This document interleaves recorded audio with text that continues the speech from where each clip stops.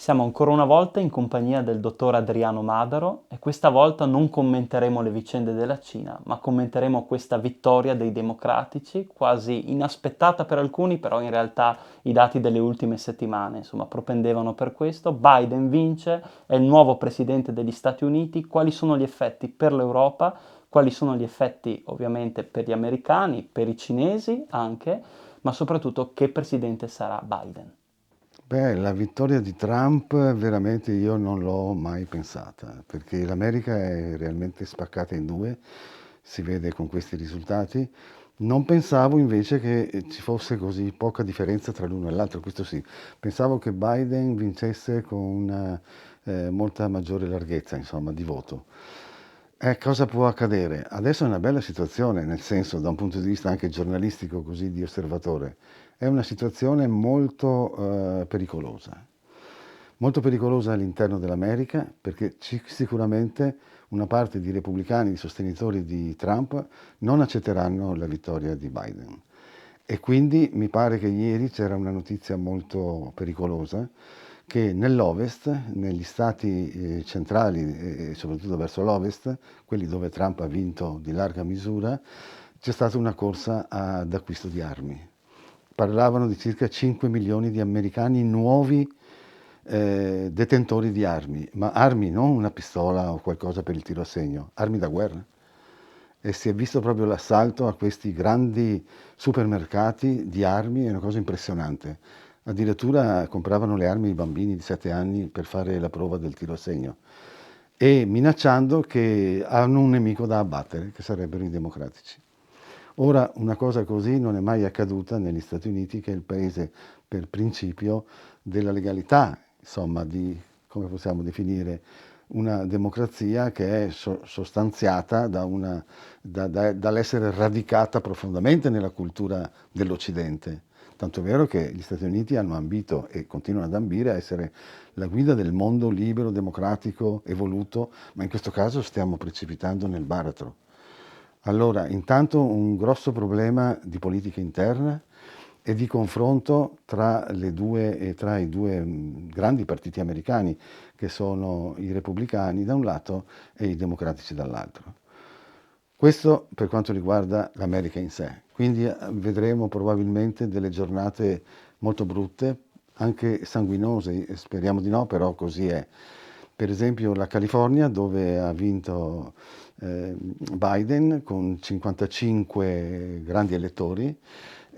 Ho visto ieri sera che stanno barricando tutti i negozi, tutte le strade del lusso, diciamo, del turismo, perché temono grandi manifestazioni con rotture di vetrine, incendi, hanno vietato la circolazione in molte strade di San Francisco, di Los Angeles, insomma si attendono qualcosa di veramente che viene dal profondo dell'America che pensavamo archiviata, no? L'America delle armi, l'America dei cowboy, l'America delle spacconerie, ecco, e invece è lì metà e metà. Questo è il punto. Io immaginavo che Biden potesse vincere di larga misura proprio per garantire un controllo, ma io penso che ci saranno delle giornate molto brutte. Questo per quanto riguarda gli Stati Uniti. Sarà un presidente molto che dovrà affrontare una situazione molto problematica. Quindi è un presidente sostanzialmente fragile, secondo il mio punto di vista, pur essendo una brava persona, anche con una sua storia personale non eccessivamente brillante, però di un americano medio e anche di una persona che ha avuto una storia politica di questi ultimi 50 anni significativa, fino ad arrivare alla vicepresidenza, insomma. E rispetto all'Europa, rispetto alla Cina e all'Oriente, Allora, come sarà la... Biden secondo me sicuramente riprenderà un dialogo molto importante con l'Europa, contrariamente a Trump che tendeva a rompere l'unità europea, quasi in un accordo non siglato con Putin che dall'altra parte vorrebbe romperla dalla sua parte. Quindi tutti e due questi giganti vogliono rompere l'Europa, mentre la Cina vuole l'Europa, questa è la differenza dei tre. La Cina è per un'Europa unita, l'America di Trump era per un'Europa spaccata e così è il sogno di Putin. Quindi per l'Europa è bene perché sicuramente Biden inaugurerà una politica di maggiore avvicinamento all'Europa e anche all'idea dell'unità europea come grande alleata, tutti i paesi insieme alleati e soprattutto la NATO, perché noi non possiamo prescindere, mentre Trump voleva addirittura che l'America se ne andasse perché non voleva pagare la tassa del club, insomma, quindi è una cosa assurda. Quindi si può dire che insomma, sia convenuto all'Europa che abbia vinto Sì, Biden. sì, sicuramente l'Europa doveva fare maggior tifo per Biden, incoraggiando anche quella parte di elettorato americano moderato, democratico, ma anche più colto di quanto non abbia raccolto, perché se si va a vedere la carta geografica degli Stati Uniti, si vedono gli stati blu conquistati dai democratici, e sono in parte quelli della costa dell'est verso l'Europa, quelli tradizionali, no? Della prima colonizzazione degli inglesi, e quindi dove ci sono le grandi università e quindi maggiore riguardo alla politica liberale.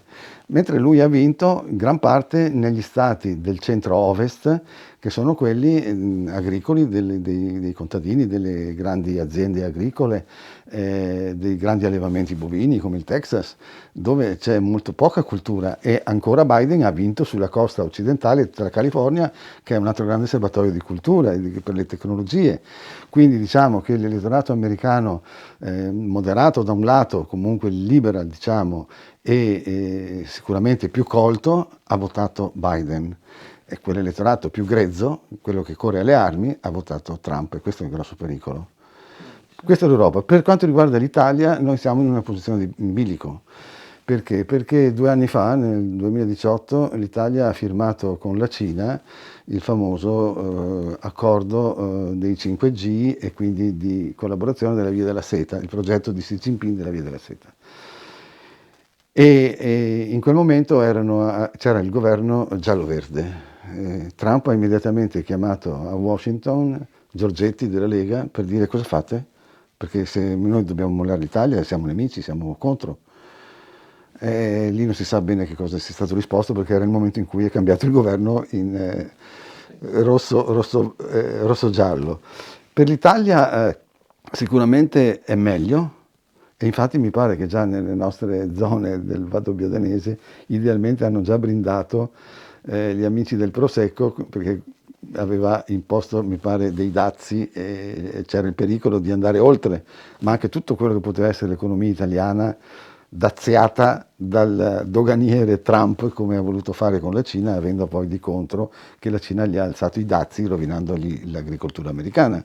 Bisogna stare molto attenti, quindi con Biden si andrà meglio un po' tutti. La Cina, questo rimane in bilico, perché?